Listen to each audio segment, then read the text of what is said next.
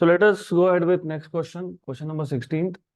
An alpha particle enters a hollow tube of 4 meter length with initial speed of 1 kilometer per second. It is accelerated in the tube and comes out of it with a speed of 9 kilometer per second. The time for which it remains inside the tube is. तो question बहुत simple है. हमारे पास एक hollow tube है. We have a hollow tube. इस hollow tube में an alpha particle enters with a speed of 1 kilometre per second. तो एक हॉलो ट्यूब था. इस हॉलो ट्यूब में alpha particle enters with initial speed of 1 kilometre per second, मतलब u की value दी है. Comes out with speed of 9 kilometre per second, मतलब वी की वैल्यू दी है. और इस ट्यूब का लेंथ दिया हुआ है आपको. How much is the length? 4 metre. तो डिस्टेंस दिया हुआ है और आपको पूछा है the time for which it remains inside the tube is. Time पूछा है, टाइम. तो टाइम पूछा है तो फिर what will you do in this case? v equal to u plus a t. हाँ वो तो है. V square equal to u square plus 2as से आपको a मिलेगा.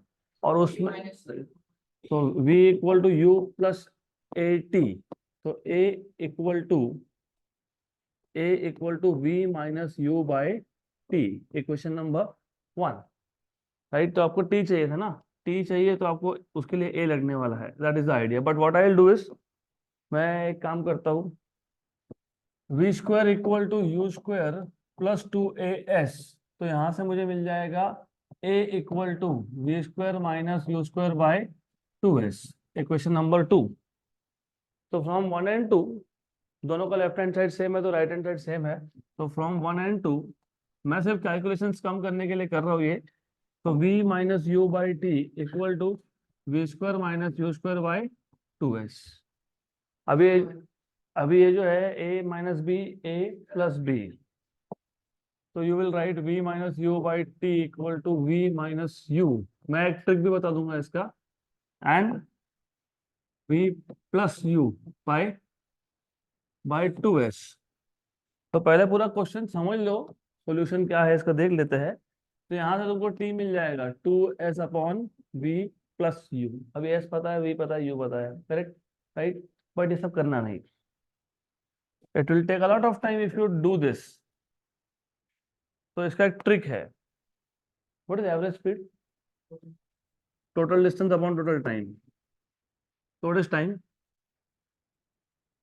S by V. What is V average? V plus U by 2. Average speed होता है V plus u by 2. तो V प्लस यू बाई 2. तो सीधा इधर आ गए. देखो सेम फॉर्मूला. काइनेमेटिक से भी सेम फॉर्मूला आ गया. तुम एवरेज लोगे तो भी डायरेक्टली आ जाएगा. तो आप ये ट्रिक यूज कर सकते थे इस क्वेश्चन में. अब ये ट्रिक यूज कब करना? ये ट्रिक तब यूज करना जब आपके पास स्पीड के दो ही वैल्यूज हो. क्योंकि कई क्वेश्चंस में आपको बोला होता है कि स्पीड कंटिन्यूअसली वेरिंग हो रहा है. उस केस में इंटीग्रेट करना पड़ेगा. उस केस में नहीं कर सकते. यहाँ पे आपको इनिशियल स्पीड बताया है और फाइनल बताया है तो डायरेक्टली आप ये फॉर्मूला लगा सकते हो. तो now you have distance that is s equal to 4. You have final speed 9 kilometre per second plus 1 kilometre per second. Kilometre is 10⁻³ metres. Okay. तो t इक्वल टू आ गया आपका कितना? 8/10. और ये 10⁻³ राइट. करेक्ट. या फिर सीधा सीधा 8 × 10⁻⁴. तो 8 × 10⁻⁴ सेकेंड ऐसा ऑप्शन में होना चाहिए. 8 × 10⁻⁴ है क्या? Option number D. Next question.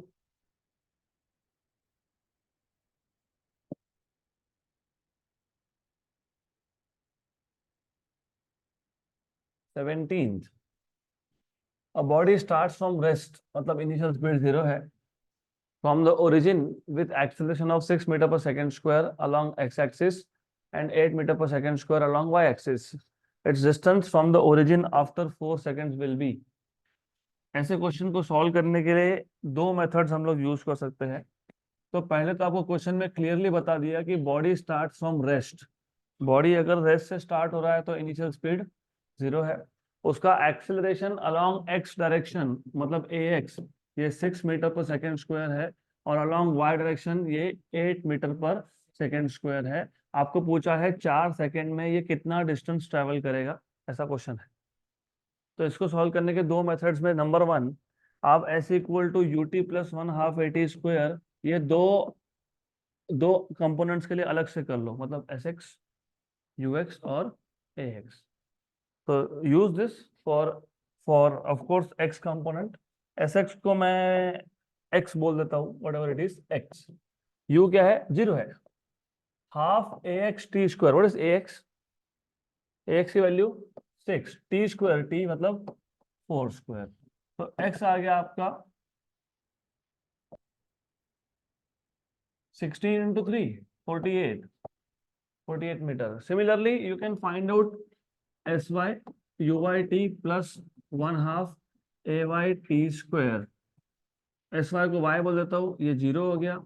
ए वाई की वैल्यू 8 थी और ये आ गया आपका 64 मीटर। और अगर आपको याद होगा, जो याद होना चाहिए, ये आपका 48 एक्स कंपोनेंट ऑफ डिस्प्लेसमेंट है और 64 वाई कंपोनेंट ऑफ डिस्प्लेसमेंट है। तो अगर आपको टोटल डिस्टेंस फाइंड करना है तो under root of x square plus y square, तो root of 48 square plus 64 square. 48 square plus 64 square कितना आता है? 48 स्क्वायर प्लस 64 स्क्वायर, तो 48 स्क्वायर 2304 और 64 स्क्वायर। ओके, तो कितना हो गया? 6400, उसका रूट 80, तो आंसर 80 आएगा। तो आंसर आ गया 80 मीटर। ये मेथड 1, ये नहीं करना। Yes of course. तो मेथड नंबर 2, एक काम करेंगे, ये जो हमने फॉर्मूला यूज किया था s equal to u t plus one half a t square, उसमें हम लोग एक्स और वाई कंपोनेंट अलग नहीं करेंगे। तो हम डायरेक्ट लिख देंगे s equal to half a आ जाएगा आपका under root of a x square plus a y square. U तो 0 था, राइट, और इंटू टी स्क्वायर। तो half a x square is 6 square and this is 8 square. 6 square plus 8 square होता है, आपको पता है 100, 100 का रूट होता है 10। तो टी कितना है? 4 स्क्वायर। तो ये आ गया आपका रूट ऑफ 100 दैट इज 10, 10/2 और ये 16, मतलब कितना आ गया? 80 मीटर। तो ये मेथड ज्यादा better of, you can use this method.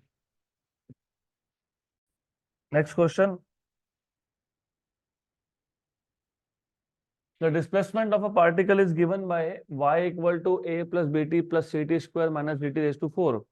Initial velocity and acceleration are respectively. तो बहुत ही सिंपल क्वेश्चन है। सबसे पहले आप समझ लो कि आपको डिस्प्लेसमेंट का इक्वेशन दिया है और वहां से अगर आपको वेलोसिटी निकालना है तो डेरिवेटिव लेंगे। वेलोसिटी फाइंड करना है तो डिस्प्लेसमेंट का क्या लेते हो? डेरिवेटिव। ए कांस्टेंट है, कांस्टेंट का डेरिवेटिव कितना हो गया? 0। बी इंटू टी का डेरिवेटिव कितना हो गया? बी। सी टी स्क्वायर का कितना हो गया? 2ct, क्योंकि सी कांस्टेंट, टी स्क्वायर का 2t। D T raise to 4 कितना हो गया? 4 dt क्यूब। ये हो गया आपका वेलोसिटी। और आपको इनिशियल वेलोसिटी पूछा है। इनिशियल वेलोसिटी मतलब है t इक्वल टू 0। तो जब मैं t इक्वल टू 0 डालता हूँ तो 2ct और 4dt क्यूब 0 हो गया, तो क्या बचा? b। तो what is initial velocity? b। तो ऑप्शन ए और सी में से एक आएगा। उसके बाद आपको एक्सेलरेशन चाहिए।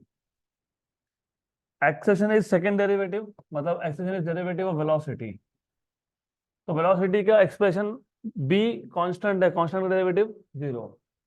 2ct का 2c माइनस 12d स्क्वायर। वापस acceleration at t equal to 0, क्या आ जाएगा? 2c, क्योंकि यहाँ पे आपका जो d, हाँ, जो 12dt स्क्वायर है वो 0 हो जाएगा। तो b और 2c option number C. Next question,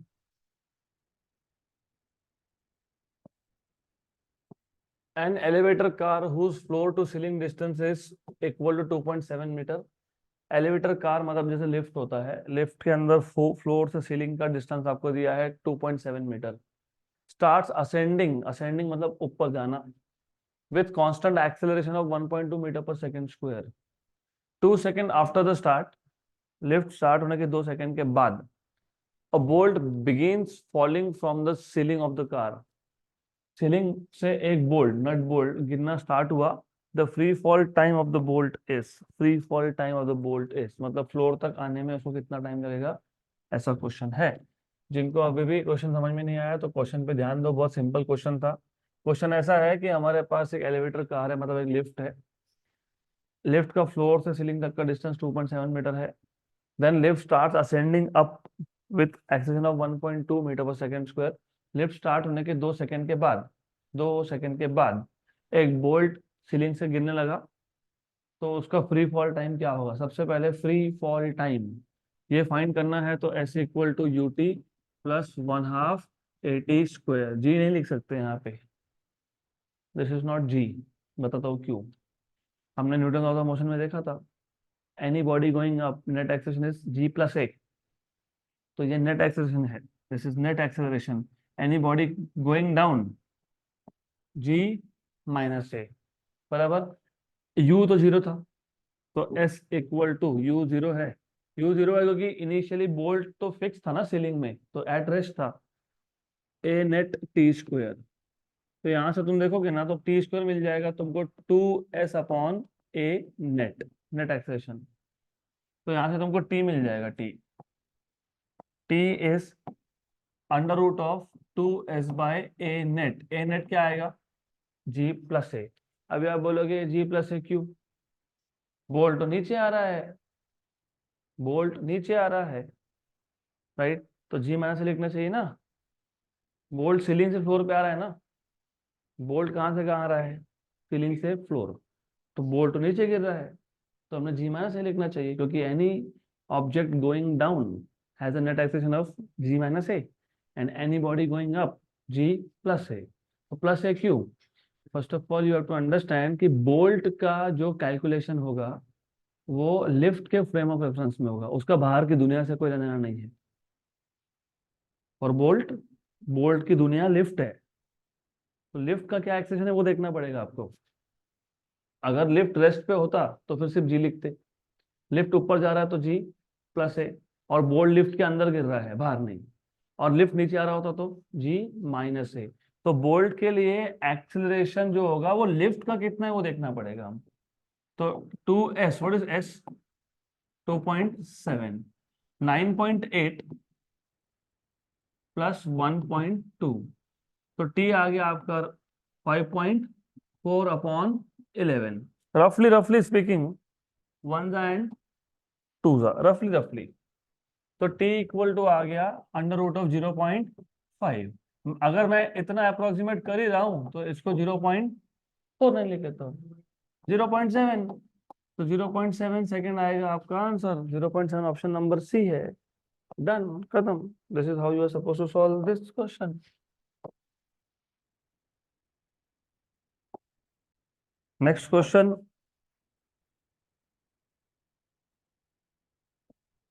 The acceleration A in meter per second square of a particle is given by 3t² plus 2t plus 2, where t is time. If particle starts out with a velocity of u equal to 2 meter per second at t equal to 0, then velocity at the end of 2 second is। तो ये question हमको integration से solve करना पड़ेगा। ऐसा क्यों? क्योंकि if you remember, अगर डिस्प्लेसमेंट दिया हो उसका डेरिवेटिव लोगे तो आपको वेलोसिटी मिलेगा। अगर डिस्प्लेसमेंट दिया है तो डेरिवेटिव से वेलोसिटी मिलता है, अगर वेलोसिटी दिया है तो इंटीग्रेशन से डिस्प्लेसमेंट मिलता है। सिमिलरली अगर वेलोसिटी दिया है तो उसका डेरिवेटिव लेके आपको मिल जाता है एक्सेलरेशन। अगर एक्सेलरेशन दिया है तो इंटीग्रेट करके मिलता है वेलोसिटी। तो हमारे पास जो एक्सप्रेशन है वो है एक्सेलरेशन का। तो एक्सेलरेशन का एक्सप्रेशन क्या है हमारे पास? 3t² plus 2t plus 2, right? But as we know, A equal to dv by dt, and so therefore dv equal to a dt। तो अभी हम लोग कर लेंगे इंटीग्रेट। तो integrating, if you integrate you will get, wait wait, directly करना है ना हमको, थोड़ा सा स्टेप्स कम करने पड़ेंगे। Integration dv integration a dt। क्या पूछा है आपको? velocity at the end of 2 seconds। मतलब basically what they are asking you is final velocity. They have given you initial velocity, दिया है क्या? दिया है 2 मीटर पर सेकेंड। तो 2 से फाइनल, 0 से फाइनल टाइम तक, फाइनल टाइम कितना है? 2 सेकेंड्स। तो डायरेक्टली हम लोग लिमिट्स डाल के सॉल्व कर लेंगे ना। तो ये आ जाएगा v from 2 to v equal to 0 to 2, a क्या था 2t 3t square plus 2t plus 2 dt, ये हो जाएगा v minus 2 upper limit minus lower limit. 3 constant है, टी स्क्वायर का डेरिवेटिव इंटीग्रेशन होता है T cube by 3। Okay, 2 constant है, टी का इंटीग्रेशन होता है टी स्क्वायर बाय 2। 2 कांस्टेंट है, integration of T will be only dt will be only T. मैंने डायरेक्ट इंटीग्रेट कर दिया। पहले टर्म में 3 कांस्टेंट था, बाहर रखा, टी स्क्वायर dt का इंटीग्रेशन होता है टी क्यूब बाय 3। दूसरे टर्म में 2 कांस्टेंट था, बाहर रख दिया, टी dt का इंटीग्रेशन होता है टी स्क्वायर बाय 2। और तीसरे टर्म में सिर्फ बचा 2 dt, उसका होता है 2t। Cancel cancel cancel cancel, और लिमिट्स यहाँ पे क्या थे आपके 0 से 2। तो v minus 2 equal to upper limit 2 cube 8 plus 2 square 4 plus 4, 2 into 2 4 minus 0।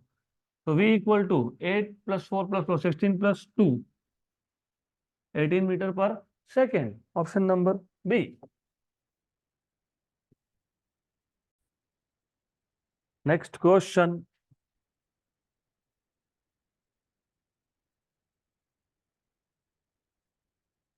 the x and y coordinates of a particle at any time t are given by x equal to 7t plus 4t square and y equal to 5t, where x and y are in meters and t is in second. The acceleration of the particle at t equal to 5 is, तो आपको accession पूछा है at t equal to 5 second. तो again a simple question, x equal to 7t plus 4t square, y equal to 5t।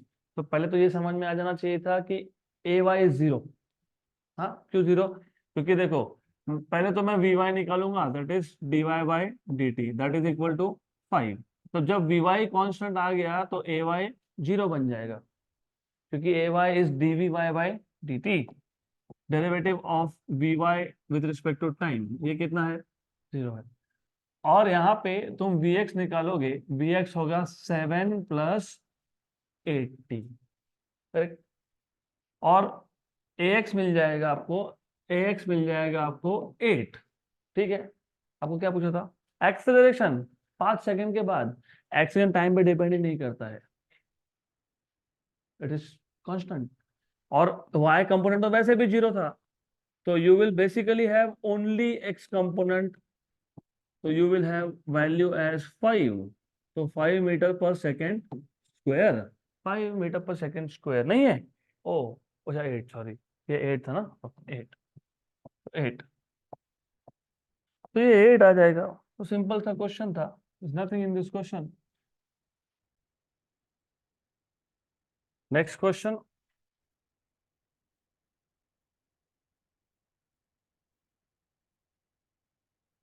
if a car at rest accelerates uniformly to a speed of 144 km per hour in 20 seconds, then it covers a distance of, simple question है। पहले तो आपको final speed दिया हुआ है और initial speed दिया हुआ है। फाइनल स्पीड को तुम मीटर पर सेकेंड में कन्वर्ट कर लो, विच इज 5/18 से मल्टीप्लाई करके कर लोगे तो कितना होता है ये? व्हाट इज 18 8 जा, व्हाट इज 8 5 जा 40। तो v पता है, u पता है, ठीक है, t पता है, t पता है। तो यहाँ से तुमको a मिल जाएगा, b minus u by t. तो कितना है 40 minus 0 by t 20, that is 2 metre per second square. आपको क्या पूछा है? Distance covered s equal to u t plus 1/2 a t square. U की वैल्यू 0 है, हाफ ए कितना आया 2, टी कितना दिया हुआ है 20 स्क्वायर।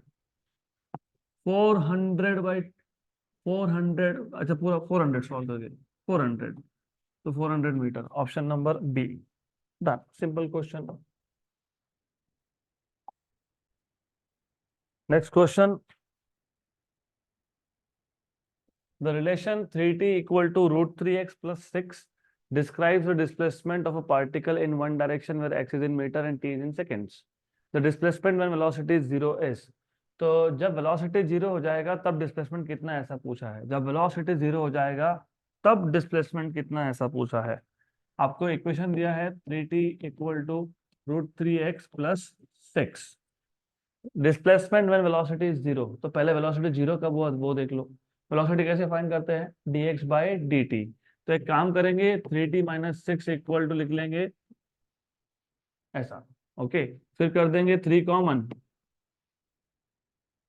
और फिर ले लेंगे √3x ना, हाँ, फिर कर लेंगे स्क्वायर, 3 का स्क्वायर 9, t - 2 का स्क्वायर इक्वल टू 3x। ये 1 था और ये 3 था। ठीक, तो आपको x मिल जाएगा।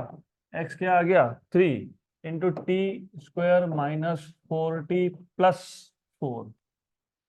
चेक कर लो, कभी कभी तो गड़बड़ हो जाती है। a - b ब्रैकेट स्क्वायर है, a स्क्वायर मतलब t² -2ab, 2 × 2 4 × t बराबर है, बराबर है, करेक्ट, राइट। फिर हमको वेलोसिटी मिल जाएगा dx बाय dt से। एक काम करते हैं, इसको भी 3 को मल्टीप्लाई कर देते हैं। तो 3t² - 12t + 12। 3t² का डेरिवेटिव कितना होता है, 6t। 12t का कितना होता है, -12, और वो 0। तो वेलोसिटी आ गया 6t - 12। लेकिन हमको बोला है कि वेलोसिटी 0 लेना है, तो 0 इक्वल टू 6t - 12। तो यहाँ से तुमको मिल जाएगा t इक्वल टू 2, और ये t इक्वल टू 2 जाएगा डिस्प्लेसमेंट के इक्वेशन में, इक्वेशन नंबर 1 में। तो from equation number 1 and 2, from equation number 1 and 2, x equal to क्या था, x इक्वल टू 3t²। तो 3 × 2² -12 × t कितना है, 2 +12 + 12, ये कितना हो गया, 12 -24 + 12 मतलब 0। तो 0, ऑप्शन डी।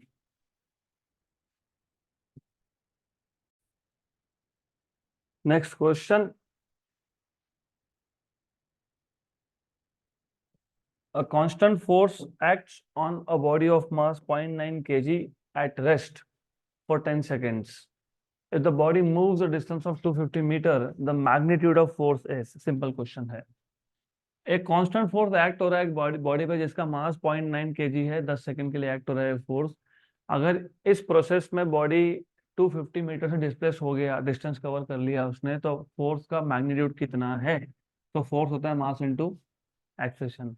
अभी आपको सिर्फ फाइंड करना है acceleration. How do you find out acceleration if distance is given to you, s equal to ut + 1/2 at²। तो चलो ठीक है, तो एक काम करते हैं, s equal to ut + 1/2 at²। तो u तो 0 बोला है, तो 0 + 1/2 at²। यहाँ से तुमको a मिल जाएगा 2s/t²। ये इक्वेशन नंबर 2 इक्वेशन 1 में सब्स्टिट्यूट कर दोगे, और वहां से फॉर्मूला बन जाएगा फोर्स का। तो force equal to mass into 2s/t²। Mass is 0.9 into 2 into 250 upon time कितना है 10, 10² इज 100। तो ये हो गया बेसिकली 500/100 मतलब 5। 0.9 इंटू 5 इज 4.5, तो 4.5 न्यूटन का फोर्स है।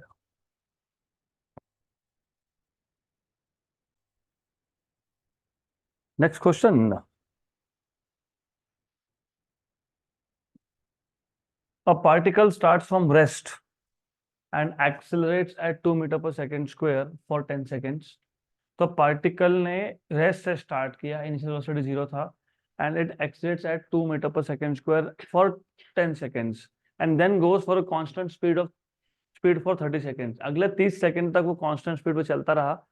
Then decelerates at 4 metre per second square till it stop. फिर उसका रिटार्डेशन चालू हो गया, कब तक, जब तक वो रुकता नहीं है तब तक।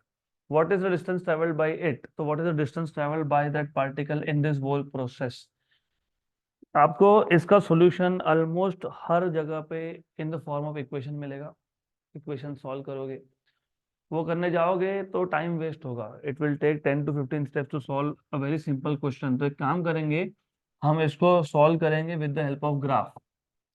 तो मैं एक वेलोसिटी टाइम ग्राफ प्लॉट कर लेता हूँ, और of course this is really important. Motion में मोशन के क्वेश्चन सॉल्व करने के लिए तुमको ग्राफ प्लॉट करते आना चाहिए, और उसका तुमको वहां से तुमको डायरेक्टली आंसर्स मिलते हैं। देखो अभी क्या बोला है कि पार्टिकल ने रेस से स्टार्ट किया, पहले 10 सेकेंड तक एक्सेलरेशन हुआ, पहले 10 सेकेंड तक। तो मैं 10 को मार्क डाउन कर लेता हूँ पहले। राइट। अगले 30 सेकंड तक तो 10 + 30 इज 40, मतलब 40 सेकंड्स तक 10 to 40 कांस्टेंट स्पीड था। 40 के बाद रिटार्ड होना चालू हुआ जब तक जीरो नहीं होता, और वो टाइम बताया नहीं कितने टाइम के बाद, तो हम वो टाइम खुद निकाल लेंगे। तो फर्स्ट ऑफ ऑल जो पहले 10 सेकंड थे उसमें एक्सेलेरेशन होके एक मैक्सिमम स्पीड तक गया होगा, है ना। जीरो से स्टार्ट हुआ, स्पीड जीरो था, राइट। और वो स्पीड पहले 10 सेकंड के लिए बढ़ता गया, क्योंकि पहला 10 सेकंड किसका है, एक्सेलरेशन का है। तो एक टॉप स्पीड तक गया होगा, वो हम लोग फाइंड कर लेंगे। तो ये आ गया उसका टॉप स्पीड। उसके बाद इसी स्पीड पे चलता रहा अगले 30 सेकंड तक। ओके, ऐसा आ गया। इसके बाद रिटार्डेशन चालू हुआ। अभी जो मैं बोल रहा हूँ अच्छे से सुन लो, क्योंकि that is very important. Acceleration 2 metre per second square था, retardation 4 metre per second square है। जब एक्सेलरेशन और रिटार्डेशन की वैल्यू सेम होती है, जीरो से टॉप स्पीड जाने में अगर 10 सेकेंड लग रहे हैं, तो टॉप स्पीड से जीरो पे आने में भी 10 सेकेंड लगते हैं। कंडीशन है एक्सेलरेशन और रिटार्डेशन की वैल्यू सेम होनी चाहिए। यहाँ पे एक्सेलरेशन 2 है, रिटार्डेशन उसका डबल है। रिटार्डेशन डबल होना मतलब टाइम आधा लगना। तो जीरो से टॉप स्पीड अगर 10 सेकेंड है, तो top to zero is 5 seconds. और अगर रिटार्डेशन की वैल्यू 1 दी होती तो टाइम डबल लगता, राइट। तो फिर 20 सेकेंड लगते। तो that is how you should solve. तो ऐसी बात है कि यहाँ पे जो रिटार्डेशन का स्लोप है ना, वो ज्यादा आएगा, ऐसा आएगा, राइट। तो इज दिस क्लियर, क्योंकि ये समझना बहुत जरूरी है। तो ये आ गया हमारे पास 45। अगर मुझे डिस्टेंस फाइंड करना है, तो distance from velocity time graph क्या होता है, एरिया अंडर द कर्व। तो वो होता है एरिया अंडर द कर्व। तो एरिया अंडर द कर्व हम लोग निकाल लेंगे। Let us find out area under the curve. कैसे फाइंड करेंगे area under the curve? Area under the curve, तो area of triangle plus area of rectangle plus area of triangle. और वैसे एक चीज तुमको पता होनी चाहिए, अगर मैं इसको A1 बोल रहा हूँ, इसको A2 बोल रहा हूँ, इसको A3 बोल रहा हूँ, तो हमको पता होना चाहिए कि टोटल डिस्टेंस तो ठीक है, A1 plus A2 plus A3। लेकिन तुमको ये भी पता होना चाहिए कि A3 is half of A1, क्योंकि हाइट सेम था, सिर्फ बेस वहां पे आधा है, तो एरिया आधा हो जाएगा, because area of triangle is half base into height. तो ये तुम अगर पता है तो फटाफट सॉल्व होगा। देखो, अभी हमारा टास्क रह गया टॉप स्पीड निकालना। पहले 10 सेकंड तक का एक्सेलरेशन था, हाँ। तो पहले 10 सेकंड तक का एक्सेलरेशन था, इनिशियल स्पीड था जीरो, तो v equal to u plus a t. तो जीरो प्लस 2 × 10, तो 20। तो टॉप स्पीड है 20 metre per second, 20 metre per second. ये A1 आपको मिल जाएगा हाफ बेस इंटू हाइट। तो A1 आ गया हाफ, बेस 10 है, हाइट 20 है, तो कितना हो गया 100। तो ये एरिया आपका मिल गया, A1 आपका मिल गया 100। ये 100 है। 40 - 10 30, 30 × 20 600, और ये कितना 50, 750। तो तीनों को ऐड कर लो, हो गया आपका आंसर आ गया। 100 plus 600 plus 50, that is 750। Option number A. अगला question. The engine of a motorcycle can produce a maximum acceleration 5 meter per second square. Its brakes can produce a maximum retardation 10 meter per second square. What is the minimum time in which it can cover a distance of 1.5 kilometer? ये maximum ऐसा मैंने थोड़ा सा focus करके बोला उसको, क्योंकि जब मैक्सिमम एक्सेलेरेशन और मैक्सिमम रिटार्डेशन बोला हो, तो मैक्सिमम एक्सेलेरेशन को हम लोग बोल देते हैं अल्फा, और मैक्सिमम रिटार्डेशन को बोलते हैं बीटा। तो आपका जो फॉर्मूला होता है ना डिस्टेंस कवर्ड का, वो डायरेक्टली आता है ऐसा, half alpha beta upon alpha plus beta into t square. ये कुछ और नहीं है, ये s equal to u t plus 1/2 AT² ही है। यू कितना है, जीरो। और ए जो होता है ना, ए एक्सेलरेशन, जब ऑब्जेक्ट, देखो अभी डिफरेंस क्या है, क्वेश्चन क्वेश्चन पहले समझना जरूरी है। You need to understand one thing. जैसे हमने पिछला क्वेश्चन सॉल्व किया, पिछले क्वेश्चन में अगर आप देख रहे हो, तो पहले था एक्सेलरेशन का ग्राफ, फिर ऑब्जेक्ट मूव हुआ कांस्टेंट वेलोसिटी मतलब एक्सीलरेशन इक्वल टू 0, फिर हुआ रिटार्डेशन, राइट।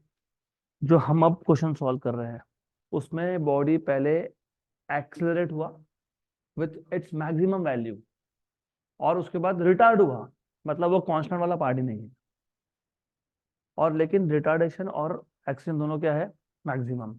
तो जब आप सॉल्व करते हो उसको तो आपको एवरेज एक्सेलेरेशन मिल जाता है alpha beta upon alpha plus beta, right. तो ये जो ए है ना, ए, वो क्या आता है, alpha beta upon alpha plus beta. लेकिन रिमेंबर ये shortcut formula you can use only when they have mentioned maximum and maximum, नहीं तो नहीं यूज हो सकता, नहीं तो आंसर गलत आएगा। तो अल्फा की वैल्यू कितनी कितनी 5, बीटा की वैल्यू कितनी 10, और बीटा को माइनस मत लिखना, बीटा को माइनस मत लिखना। 5 + 10 टाइम कितना, टाइम टाइम पूछा है, ओके, टाइम पूछा है आपको, टाइम पूछा है और डिस्टेंस दिया है, डिस्टेंस कितना है 1.5 किलोमीटर मतलब 1500 मीटर, 1500 मीटर्स। तो ये आ गया आपका 1500 equal to 1/2 50/15 into t square. Solve कर लो इसको, सिंपल है, जस्ट सॉल्व दिस। एक काम करता हूँ, पहले तो इसको और इसको उड़ा देता हूँ, ये 1 जा और ये 30 जा। 15 × 15, 15 × 2 30, 30 × 30 900, वैसे 30 स्क्वायर बन गया ना ये। हाँ, तो टी स्क्वायर कितना हो गया 30 स्क्वायर, तो टी कितना हो गया 30, तो 30 seconds, option number A. Next question 27, a car start from rest मतलब इनिशियल स्पीड 0 है, moves with uniform acceleration A on a straight road from time t equal to 0 to time t equal to capital T. After that, a constant deceleration brings it to rest. In this process, the average speed of the car is. तो पहले तो पूरा question समझ लो, एक car है जो rest से start होता है और it starts moving with acceleration small a from time t equal to 0 to capital T, ये केस 1 बन गया आपका। After that a constant d-acceleration brings it to rest, लेकिन कितना d-acceleration वो नहीं बताया, right. In this process what is the average speed, तो फर्स्ट ऑफ ऑल ये जो केस है ना, it is a case of acceleration and directly retardation, तो there is no constant velocity का पार्ट इन दिस क्वेश्चन। तो सबसे पहले जब तुमको एवरेज स्पीड पूछा हो, the first thing that should come into your mind is s1 plus s2 upon t1 plus t2, total distance upon total time। s1 is distance covered in first case मतलब during acceleration, and s2 is distance covered in second case during retardation. तो इसको cases में split कर लेंगे तो आसान होगा। Initial speed 0, velocity v1 find करना है, करते हैं v1 फाइंड कर लेते हैं। What is acceleration a and time is t1 capital T, क्योंकि 0 से कैपिटल T बोला है, तो v1 equal to u1 plus a1 t1, तो v1 equal to u1 is 0 plus 80, तो v इक्वल टू 80। तो ये हो गया आपका केस 1। केस 1 में फाइनल स्पीड मिल गया, फाइनल स्पीड मिल गया। s1 इक्वल टू क्या आएगा, u1 t1 plus half a1 t1 square, तो s1 equal to 0 plus half 80 square. तो s1 मैं निकाल के रख देता हूँ, काम में आएगा तो यूज कर लेंगे। अभी केस 2 स्टार्ट करते हैं। केस 2 में फाइनल वेलोसिटी कितना है 0, initial is final of case 1, क्योंकि जहां केस 1 खत्म हुआ वहां से केस 2 स्टार्ट हो रहा है, तो u2 equal to v1 but v1 equal to 80, ये याद रखो अब, ठीक, ये काम में आएगा। देन रिटार्डेशन हमको बोला नहीं है तो हम लोग a2 मान लेंगे, फिर वापस से हम लोग यहाँ पे लिखेंगे v2 equal to u2 plus a2 t2। अभी t2 भी हमको पता नहीं तो t2 को t2 लिख देता हूँ। What is v2 0, what is u2, u2 is v1, v1 is 80 minus a2 t2, minus क्यों, हाँ वेरी गुड, तो a2 t2 इक्वल टू क्या आ गया 80। ये हमारे लिए काम का एक्सप्रेशन है, ये यूज करना पड़ेगा हमको, ठीक, गुड। अभी तुमको s1 तो मिल गया, तुमको T1 तो पता ही था, कैपिटल T। तुमको क्या चाहिए, S1 plus S two upon T1 plus T2। ठीक है, S1 मिल गया, T1 दिया है, S2 पता नहीं, फाइंड कर लो। राइट, तो S2 फाइंड कर लो। S2 कैसे फाइंड करेंगे, U2T2 plus half A2T2 square, ऐसे ही करेंगे, यही होगा ना, यही होगा। S2 equal to, U2 is not zero, U2 is AT into T2 plus half, plus नहीं actually minus half T2 square, T2 square, T2 square, ऐसे लिख दो, चलता है ना ऐसा, चलता है, क्योंकि सिर्फ T2 into T2 square. But what is A2T2, 80, तो S2 क्या आ जाएगा, 80T2 माइनस हाफ 80T2, 1 में से आधा गया, हाफ बचा, वेरी गुड। तो S2 क्या आ गया, S2 क्या आ गया, हाफ 80T2। यहाँ तक क्लियर। अभी हमको चाहिए था एवरेज, और एवरेज है S1 plus S2 upon T1 plus T2। What is what is S1, what is S1, half 80 square, plus what is S2, half 80T2 upon T1 is T and T2, बराबर। यहाँ तक clear. Problem ये है कि you don't have T2, और option में you don't have T2, मतलब T2 should be eliminated. वो कैसे करोगे, क्या कॉमन निकलता है, हाफ, अच्छा 1/2 A, कैपिटल T आ गया कॉमन, तो पहले टर्म में क्या बचा T, दूसरे में क्या बचा T2, डिनोमिनेटर में क्या था T प्लस T2, तो कैंसिल हो गया, कैंसिल हो गया, तो आंसर क्या आ गया, हाँ हाफ 80, मतलब 80 by, option number C.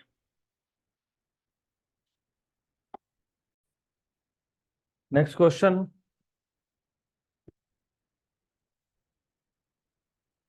let us move to the next question. An object accelerates from rest to a velocity 27.5 meter per second in 10 seconds. Then find distance covered by the object in next 10 seconds.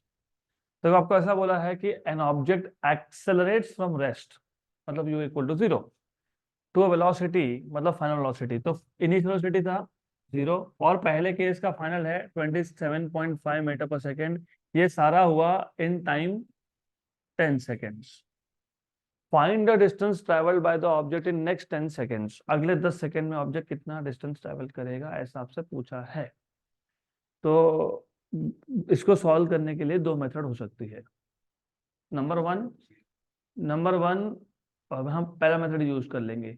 Number one कि आप 10 second के बाद speed कितना है वो निकाल लो, that is final speed of, वो दिया ही है, दिया है ना, वो दिया है। फिर यहाँ से एक्सेशन मिल जाएगा, एक्सेशन मिल जाएगा आपको V1 minus U1 by T1, तो ये हो जाएगा 27.5/10, मतलब आपको मिल जाएगा 2.75 metre per second square.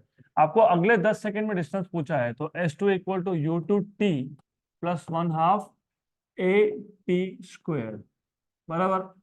S2 equal to what is U2, U2 is V1, जहां पहला केस खत्म हुआ वहां दूसरा केस स्टार्ट हो रहा है, मतलब कितना है 27.5 इंटू 10 प्लस हाफ, ए कितना आया 2.75 इंटू 10 का स्क्वायर, है ना। हाँ तो बराबर, नेक्स्ट 10 सेकंड्स की बात कर रहे हैं हम लोग यहाँ पे, इसलिए तो फिर मैंने U2 क्या लिया V1, क्योंकि जहां पहला केस खत्म हुआ वहां से दूसरा केस स्टार्ट हुआ है, इसलिए बराबर है वो। ठीक है, अब देखो इस जोक, ये 275 है, 275, ये 275 का आधा है, क्योंकि 275/2 है। व्हाट इज 275 का हाफ, 137.5, उसमें 275 ऐड कर लो, 412.5, ऑप्शन नंबर सी।